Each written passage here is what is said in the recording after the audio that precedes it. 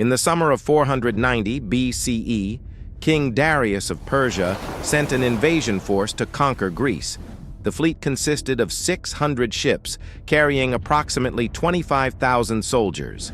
The expedition was led by the Median general Datis and Artaphernes, nephew of King Darius. Several years earlier, in 499 BCE, Greek cities in Ionia under Persian control had revolted. Athens and Eretria had sent ships to support the rebels and had helped burn the Persian regional capital of Sardis. Though the revolt was crushed, Darius wanted revenge. The Persian fleet first attacked Eretria on the island of Euboea. After 6 days of resistance, 2 Eretrian nobles betrayed the city and opened the gates. The Persians burned the temples, destroyed the city, and enslaved the entire population.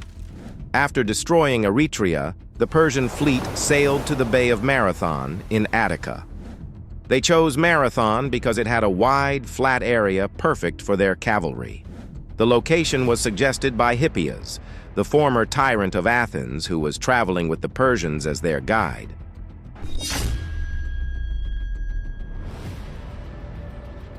When news reached Athens that the Persians had landed at Marathon, the Athenian assembly voted to send their army to Marathon rather than wait behind the city walls. The Athenian forces numbered about 10,000 hoplites, heavily armed citizen soldiers wearing bronze armor and carrying large shields and spears. Athens sent their runner Phidippides to Sparta to request help. He ran 140 miles in 2 days. The Spartans wanted to help but couldn't march until their religious festival of Carneia ended with the full moon. The Athenian army marched to Marathon and took position in the foothills, blocking the roads to Athens. They were joined by 1,000 soldiers from Plataea, the only Greek city that sent help in time. The combined Greek force of 11,000 men faced a Persian army more than twice their size.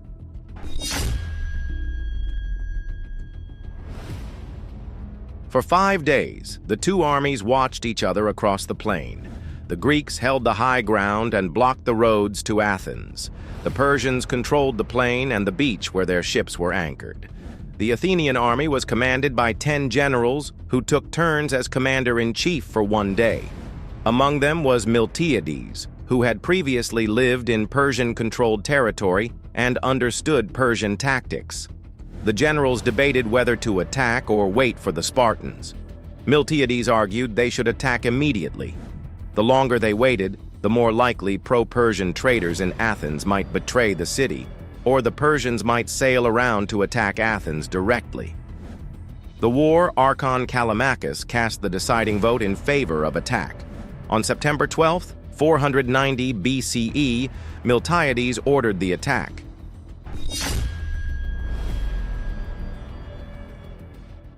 Miltiades arranged his forces unusually. The standard Greek phalanx was 8 men deep across the entire line. But Miltiades thinned his center to only 4 men deep while keeping his wings at 8 men deep. The Greek line stretched about 1 mile to match the Persian formation. The Athenians held the right wing, the Plataeans the left. The weakened center contained troops from various Athenian tribes. The Persians arranged their best troops in the center, Persian and Saka infantry. The wings contained lighter-armed conscripts from various parts of the empire. The Persian cavalry was absent from the battle, possibly still on the ships.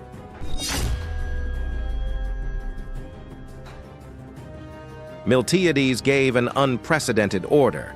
The entire Greek line was to run at the enemy. The distance was nearly 1 mile. No army had ever attempted to run such a distance in full bronze armor before combat.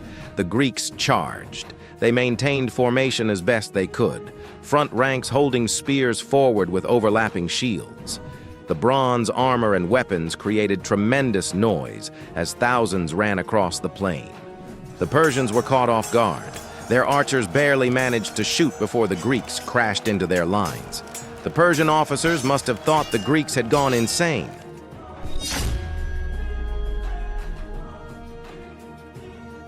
The battle unfolded in 3 phases. In the center, where Miltiades had weakened his line, the Greeks were pushed back. the Persian and Saka infantry drove forward steadily. The thin Greek center bent backward, giving ground. Persian commanders believed they were winning, but on both wings, the Greeks dominated. The Athenian right wing smashed into the Persian left. The heavily armored hoplites with long spears had massive advantage against the lightly equipped Persian wings. The Plataeans broke through the Persian right. The Persian wings crumbled and fled toward their ships, throwing away shields and weapons to run faster through the marshes.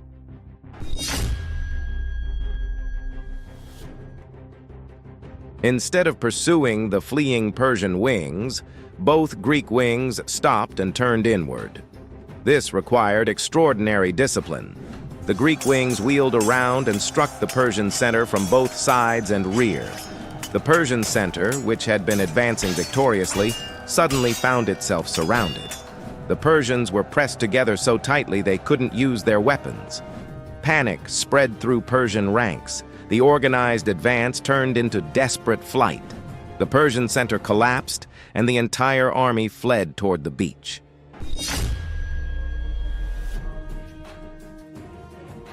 Greeks chased Persians across the plain and through marshes to the beach. Persians struggled through mud and shallow water to reach their ships. Many were cut down from behind. Others drowned in the marshes. At the ships, desperate fighting broke out. The brother of playwright Aeschylus, Cynaegirus, grabbed a Persian ship. A Persian cut off his hand with an axe, and Cynaegirus died. The Athenian general Callimachus was killed at the ships. Another general, Stesilaus, also died. The Greeks captured 7 Persian ships before the rest escaped.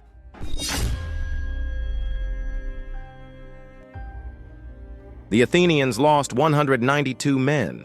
The Plataeans lost a small number. Total Greek dead was around 200. The Greeks counted 6,400 Persian bodies on the battlefield.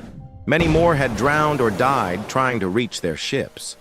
The Persians lost about a quarter of their invasion force in a single morning.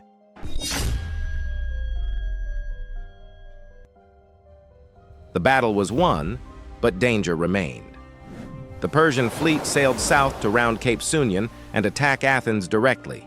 The city was undefended with its army at Marathon. The Athenian army had to reach Athens first.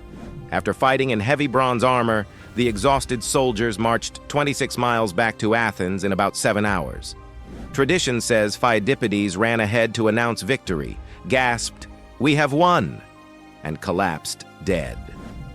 This story was probably invented later, but someone ran ahead to warn Athens.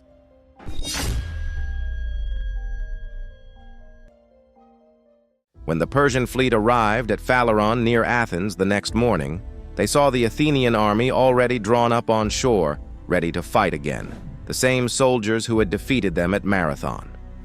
The Persians learned the Spartan army was finally marching north.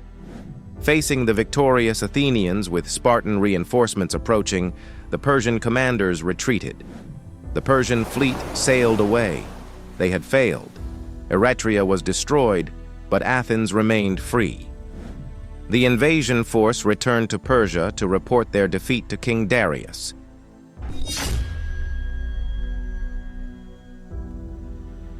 The 192 Athenian dead were buried on the battlefield in a mound that still exists today.